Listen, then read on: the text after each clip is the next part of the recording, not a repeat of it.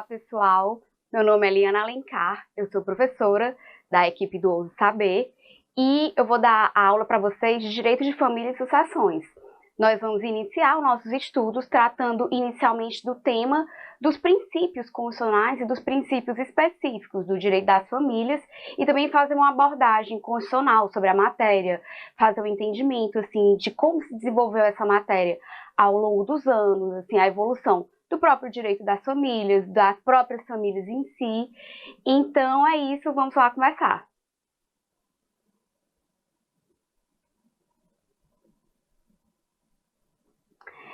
Inicialmente a gente vai verificar que a estrutura, o modelo de famílias que existia antigamente era uma família assim, mais rígida, mais institucionalizada, que ainda tinha um padrão que era muito mais voltado para a presença do homem, para a presença do pai. Era uma família patriarcal.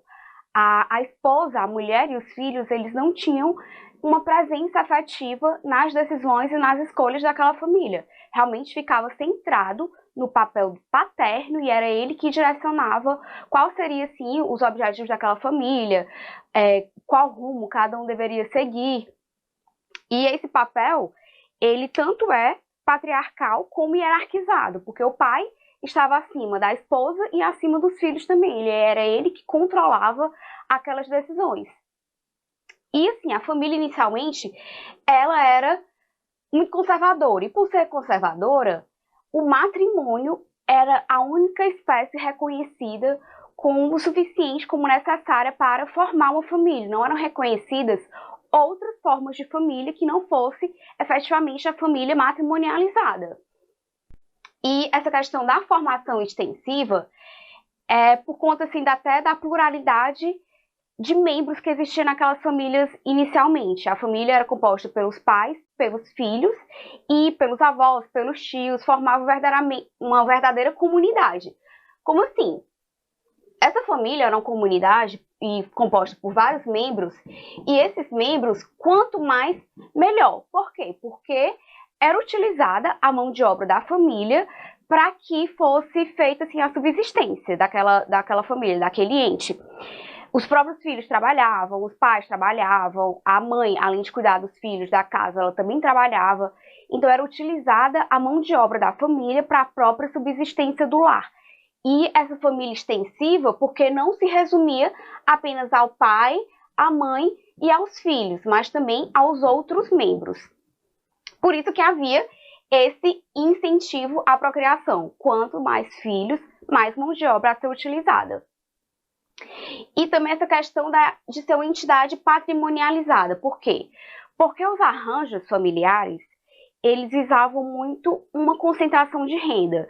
Era verificado assim, qual casamento vai ser útil para a minha família? Qual casamento vai agregar mais patrimônio à minha família? Por exemplo, determinada família possuía uma terra, um local, e do outro lado tinha outra família que também, uma família com muitos membros, uma família com um patrimônio extenso. Aí o que era ideal era que essas famílias realmente se unissem e com o patrimônio delas pudesse ter ainda mais força, né? Porque é mais interessante somar do que dividir o patrimônio. Por exemplo, já tem essa família toda aqui que está subsistindo com a renda que é gerada por eles. Se for pegar uma família que não tem tantos recursos, o patrimônio vai diminuir. E essa questão também da quantidade de membros que a gente mencionou, que seria a própria força de trabalho. Não sei se vocês já perceberam que em vários filmes de época, mostra, assim, a mãe já idosa, mas ainda tendo filhos, né? Isso porque cada vez mais que ela tinha filhos, mais força de trabalho, mais patrimônio e mais renda era gerado para aquela comunidade. Agora vamos dar uma olhada na evolução desse modelo de família e quando que ocorreu essa evolução.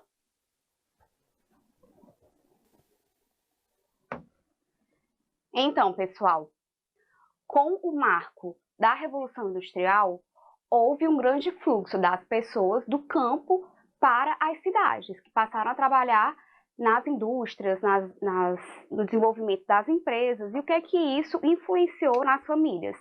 As famílias que antes eram famílias extensas, compostas pelos pais, pelos filhos, avós, tios, primos, ou seja, aquele monte de gente que vivia numa fazenda, num local bem grande, assim, realmente para comportar tanto as pessoas quanto as atividades envolvidas, passaram a sair do campo para a cidade. Mas esse fluxo foi do quê? Normalmente só dos pais e dos filhos. E esse pessoal que antes trabalhava no campo passou a trabalhar nas indústrias, inclusive as mulheres. A mãe, a mulher, ela começou a ingressar no mercado de trabalho, começou a trabalhar nas indústrias, foi realmente uma mão de obra efetiva nesse momento da Revolução Industrial. E outro aspecto que a gente percebe é essa questão da estrutura nuclear. A gente não tem mais uma família extensa, que seria a família composta por todos os membros, mas apenas os pais e os filhos. Houve uma diminuição desse núcleo familiar. E, em razão dessa migração do campo para a cidade, as pessoas passaram a viver em casas pequenas. Era só aquela família realmente mais próxima, né? E em razão desse maior contato que tinham os membros da família, houve também um maior afeto, um maior desenvolvimento dos laços afetivos. Um prestígio do vínculo afetivo, não era só uma família que era utilizada para a subsistência, mas eles também passaram a valorizar os próprios valores, o afeto, o amor, a fraternidade, carinho e amor, e deveriam perdurar por toda a relação, e não somente durante o matrimônio. Que o que é que acontecia? As pessoas eram unidas pelo matrimônio e deveriam permanecer com esse amor, com esse afeto durante todo o enlace matrimonial, e não apenas só no momento da realização do matrimônio. E vamos dar continuidade e verificar que, atualmente, esse conceito de família, ele é até difícil, assim, de ser verificado. Por quê? Porque a família, o conceito de família, ele está em constante mudança, em constante evolução. Hoje, a gente tem alguns conceitos de família, tem algumas espécies de família, mas com a evolução da própria sociedade, a evolução da história, dos costumes, as famílias também evoluem. Então, conceituar, dar um conceito a algo, é meio que estagnar aquilo, é tornar algo que está em constante movimento em algo estático. Então, quer que a gente tem uma certa resistência da doutrina em conceituar as famílias, mas a gente pode verificar um conceito doutrinário que eu trouxe aqui, que é uma concepção múltipla, plural. A gente não tem só um modelo de família, um modelo de família matriarcal, como era antigamente, mas uma família plural, que diz respeito a um ou mais indivíduos. Uma só pessoa, ela pode constituir uma família, ou então pode haver a constituição da família por um dos pais e seus filhos, ou então somente pelos filhos, ligados por laços biológicos ou socio-psicoafetivos. Não é mais aquela família que é formada apenas por laços sanguíneos, ou seja, filhos biológicos. Aqueles filhos socioafetivos, eles também são considerados filhos. Os pais socioafetivos também são considerados pais. Não há uma gradação entre essa questão de laços biológicos e laços socio-psicoafetivos. Está todo mundo no mesmo regramento, no mesmo nível. E a intenção é de estabelecer eticamente o desenvolvimento da personalidade de cada um. Ou seja, cada pessoa que compõe aquele núcleo familiar, ele deve ser considerado como um ser em desenvolvimento e deve ser respeitado os direitos daquela pessoa, não em detrimento da família que ele compõe, mas individualmente considerado, detentor de direitos próprios que devem ser respeitados, que devem ser buscados. A felicidade daquela pessoa individualmente importa, e não só da família em conjunto. E como eu falei para vocês, é um conceito que ele está em um constante processo de mudança, de evolução.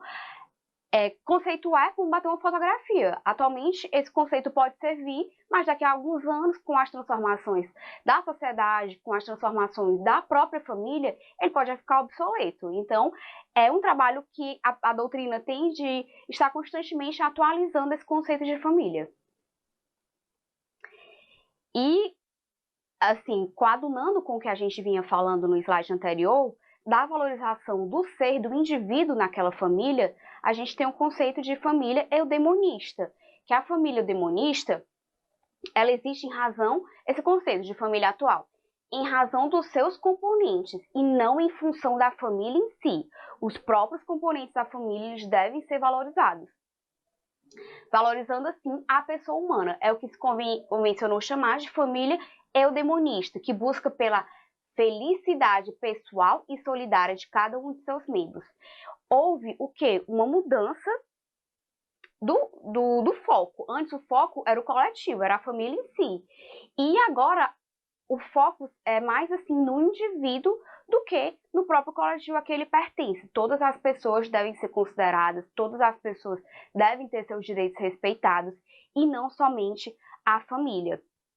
E essas características que a gente tratou agora, elas são muito percebidas na transição que houve do Código Civil de 1916 para o Código Civil de 2002, assim, passando pela própria evolução que a Constituição Federal de 88 fez à família. A própria Constituição de 88 ela tem mais avanços do que o Código Civil, que é de 2002. Até alguns pontos a gente vai comentar ao longo da aula. Vamos fazer aqui uma comparação de como é que era a família no Código Civil de 2002 para a família, perdão, no Código Civil de 16 para a família no Código de 2002 e na Constituição de 88. A gente tinha uma família matrimonializada, porque o casamento era a única forma de constituição da família que era aceito. Atualmente não, a gente tem uma família pluralizada. A gente tem o casamento, tem a união estável, tem as uniões homoafetivas e várias outras formas de constituição da família. Antes a família era o quê? Patriarcal. Ela era focada na figura do pai, o pai que mandava em tudo e em todos. Agora ela é uma família democrática. O centro de poder ele não está concentrado somente no pai, mas também na mãe e também nos próprios filhos, que devem ser considerados como indivíduos que devem ter seus direitos respeitados, a busca da felicidade respeitada. Então, nesse modelo do Código 16, era hierarquizada, porque o pai estava acima dos outros membros, e aqui na Constituição, no Código Civil de 2002, ela é substancialmente igualitária. A gente ainda percebe, até por conta do poder familiar, que os pais eles estão em superioridade em relação aos filhos, né? Que os filhos menores ainda são relativamente ou absolutamente incapazes, então os pais ainda têm essa questão da superioridade.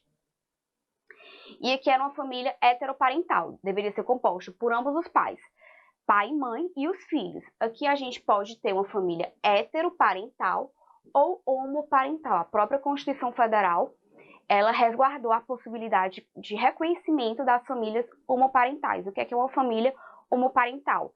É aquela que é composta por apenas um dos pais, o pai ou a mãe e os filhos. Pode ser uma mãe solteira, uma mãe viúva, um pai viúvo também e aquela prole. Ou seja, não é preciso a presença de ambos os pais para que haja o reconhecimento como família. São família independente de ter ambos. E aqui a gente também tinha, como mencionado, uma família biológica. Aqui a família tanto pode ser biológica como socioafetivo, formada por laços de afetividade. E a família era considerada uma unidade de produção e reprodução, aquilo que eu falei. Quanto mais filhos, mais força de trabalho, mais renda para aquela família. Agora é uma unidade socioafetiva. Aquelas pessoas elas estão juntas não apenas para que elas possam conseguir uma subsistência, mas para que elas consigam conviver juntas, que elas tenham laços de afeto, laços de afinidade, de amor, e que seja bom para todos eles estarem juntos, que um faça bem ao outro. E aqui antes a gente tinha um caráter institucional, uma família e instituição. Agora a gente percebe um caráter instrumental.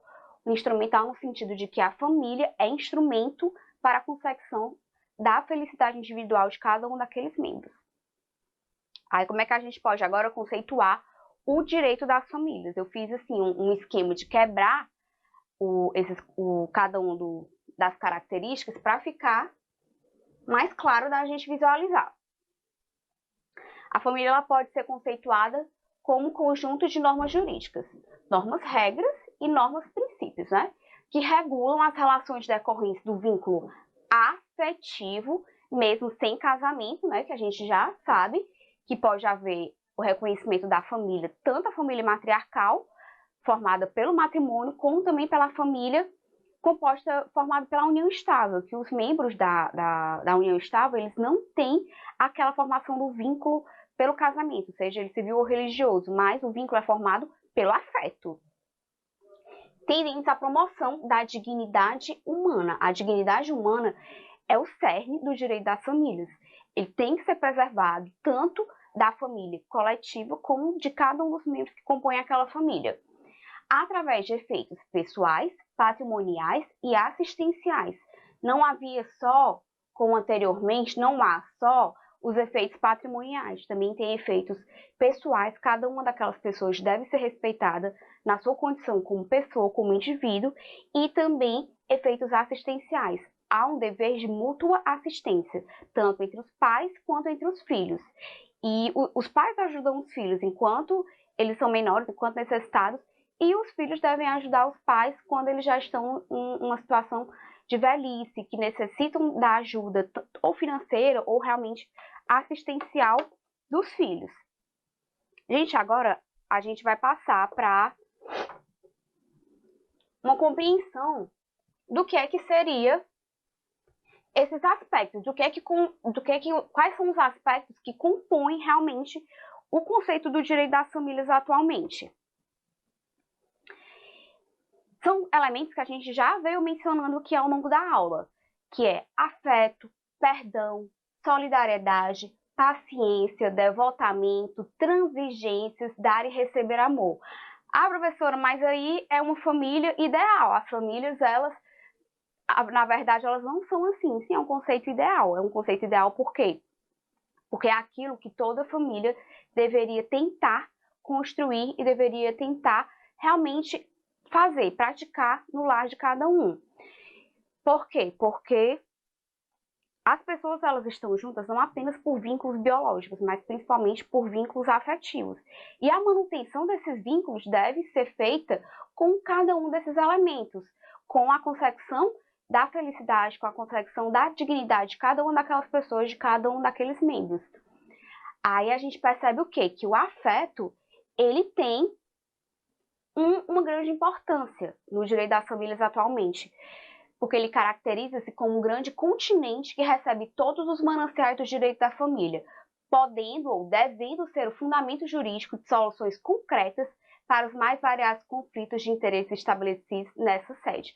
Ou seja, os conflitos que existem no âmbito familiar, eles devem ser resolvidos com um critério que é o critério do afeto. Então, pessoal, o afeto é o critério que deve ser utilizado para a resolução dos problemas que existem dentro do âmbito familiar, e não apenas questões patrimoniais ou então questões relacionadas à guarda dos filhos, mas todas as questões que envolvem o núcleo familiar, porque é o afeto que deve prevalecer e é o afeto que deve guiar, inclusive, a solução desses problemas. Gente, agora vamos dar uma olhada nas fontes do direito civil, não, do direito das famílias. Muita gente pensa que a fonte do direito das famílias é apenas o Código Civil, mas não, vamos dar uma olhada. Inicialmente, a fonte maior do direito das famílias é a própria Constituição Federal. A Constituição Federal de 88, ela trouxe um novo regramento, um regramento vanguardista sobre o direito das famílias nos artigos 226 e 227.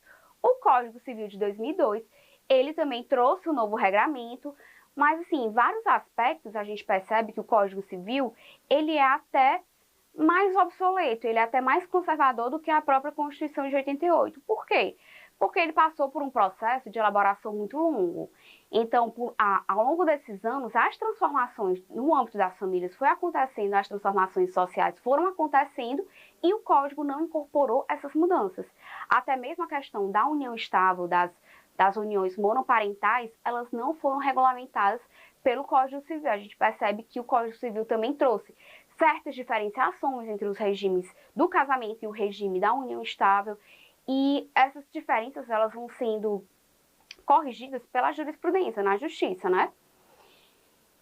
Então, Constituição Federal, Código Civil, Lei do Divórcio, que deve ser lida com a compreensão da Emenda Constitucional 66, que acabou reduzindo os critérios para o divórcio, facilitando o divórcio, a Lei de Investigação de Paternidade, que é de 92, o Estatuto da Criança e do Adolescente, que traz diversos aspectos do direito das famílias. Trata sobre a adoção, trata sobre os direitos das crianças e dos adolescentes. O Estatuto do Idoso, também o Estatuto do Idoso de 2003, ele também foi uma legislação que veio a ampliar esse aspecto de proteção da família, porque o idoso faz parte da família. A Lei Maria da Penha, que ela também veio a tutelar os direitos das mulheres, assim, para que a integridade física e psíquica da mulher, ela seja resguardada, trazendo o quê? Trazendo mais proteção, mais dignidade à mulher. A Lei da Alienação Parental, que é bem recente, a Lei da Alienação Parental é de 2010, que foi uma situação que veio sendo percebida que, após a separação do casal, havia uma alienação parental de um cônjuge em relação ao outro. Um pai ou a própria avó, os tios, eles acabavam implantando memórias ou então falando tão mal de um pai, ou do pai ou da mãe, que aquela criança acabava tendo uma relação mais problemática, ou com o pai ou com a mãe. Então, a lei da alienação parental, ela veio para prevenir, para reprimir os abusos que aconteciam nessa seara. E também o Estatuto da Pessoa com Deficiência, de 2015, que veio tutelar o direito das pessoas com deficiência, tanto no âmbito familiar como no âmbito social, pelo próprio Estado. Então, a gente vê que o direito das famílias, ele tem um amplo aspecto de proteção, uma legislação bem extensa que traz essa proteção da família. Agora, para dar continuidade, a gente vai dar uma olhada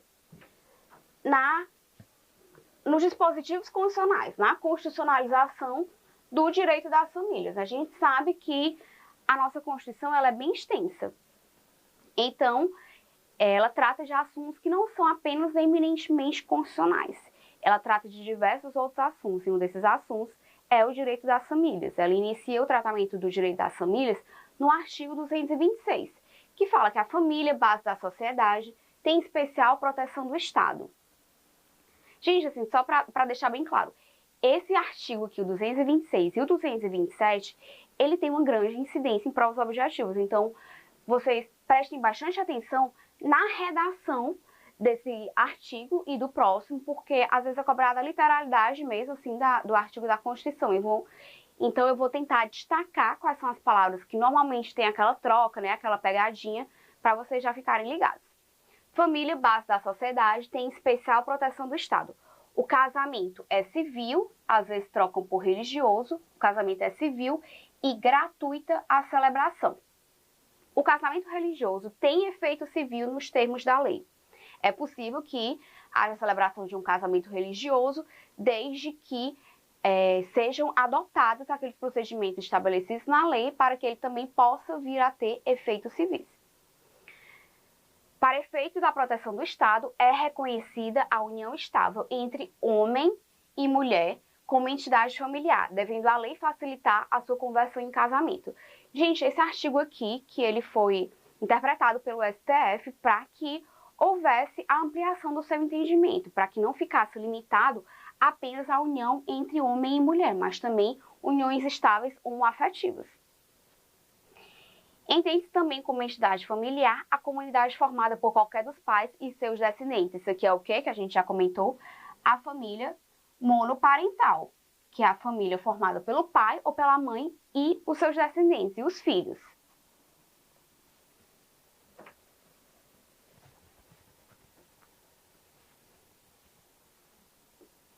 Agora, continuando, 226. Os direitos e deveres referentes à sociedade conjugal são exercidos igualmente pelo homem e pela mulher. Isso aqui é uma coisa que a gente também mencionou. A igualdade que a Constituição de 88 trouxe para os cônjuges, tanto o homem como a mulher, eles devem exercer os direitos para a tutela da família de forma igual. Não tem mais essa discrepância entre o marido e a mulher. Não, ambos estão no mesmo patamar. O casamento civil pode ser dissolvido pelo divórcio. Pronto, aqui a emenda constitucional 66 de 2010. Essa emenda constitucional teve uma certa polêmica, se houve ou não a extinção da separação judicial. Isso aí vai ser um aspecto que a gente vai tratar mais à frente. Fundado nos princípios da dignidade da pessoa humana e da paternidade responsável, o planejamento familiar é livre decisão do casal, competindo ao Estado propiciar recursos educacionais e científicos para o exercício desse direito, vedada qualquer forma coercitiva por parte de instituições oficiais ou privadas. Gente, o que é isso? A questão do planejamento familiar é como aquela família quantos membros vão compor aquela família. A gente vê que em alguns países, por exemplo, na China, que tem uma população muito grande, o Estado ele faz políticas de contenção de aumento daquela população. Aqui no Brasil, isso não é possível, porque a própria Constituição prevê que a decisão do planejamento familiar compete à própria família e não ao Estado. O que é que o Estado pode fazer? Isso aqui cai muito. Propiciar recursos educacionais e científicos para o exercício desse direito. Não pode, é vedada qualquer forma coercitiva por parte de instituições oficiais ou privadas. A decisão é da família e não do Estado. Por fim, o Estado assegurará assistência à família na pessoa de cada um dos que a integram. Aquela questão da família eudemonista. Cada um dos membros é importante, não apenas a família como um conjunto. Criando mecanismos para coibir a violência no âmbito de suas relações. Por exemplo, o ECA, por exemplo, a Lei Maria da Penha. Vamos dar uma olhada no 227. O 227 ele é bem extenso, tem vários parágrafos. Eu trouxe o caput e ao longo da aula a gente vai dando uma olhada em outros dispositivos que também são relevantes aqui para o nosso estudo.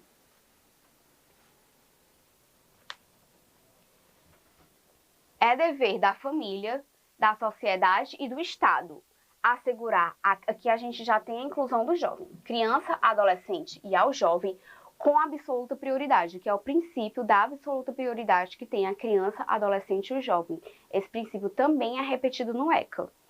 O direito à vida, saúde, alimentação, educação, lazer, profissionalização, cultura, dignidade, ao respeito, à liberdade e à convivência familiar e comunitária. Além de colocá-la a salvo de toda forma de negligência, discriminação, exploração, violência, crueldade e opressão. Esse dispositivo ele é muito bem regulamentado pelo ECA, pelo Estatuto da Criança e do Adolescente, que veio fazer essa tutela, né, da criança e do adolescente, dando concretude a esse dispositivo constitucional. Gente, agora vamos dar uma olhadinha em algumas jurisprudências do STF e do STJ que refletem essa constitucionalização do direito civil e do direito das famílias. Essa presença que a Constituição tem e que veio a criar uma necessidade de uma releitura dos institutos do direito das famílias. Aqui é o caso da conversão da união estável em casamento. A gente leu o dispositivo constitucional que prevê o quê? Prevê que deve ser facilitada a conversão da união estável em casamento. Aí o que é que o STJ, a ministra Nancy Andrighi, decidiu? Que o artigo 1726 e 8º da Lei 9278 não impõe a obrigatoriedade de que se formule pedido de conversão de união estável em casamento exclusivamente pela via administrativa. O que é isso? Não é possível que haja uma flexibilização dessa conversão de união estável em casamento se há uma via e outra. Esses companheiros que querem converter a união estável em casamento, eles podem optar por um ou por outro. Não há uma obrigatoriedade de seguir a via administrativa. A interpretação sistemática dos dispositivos à luz do artigo 226, parágrafo 3º.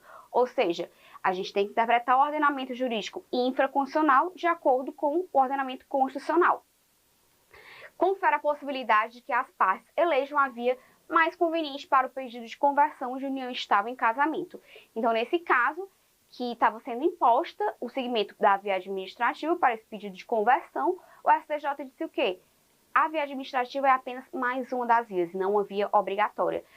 E essa escolha vai competir aos cônjuges. Pessoal, agora vamos dar uma pausa para um café, para uma água, e daqui a pouco a gente volta.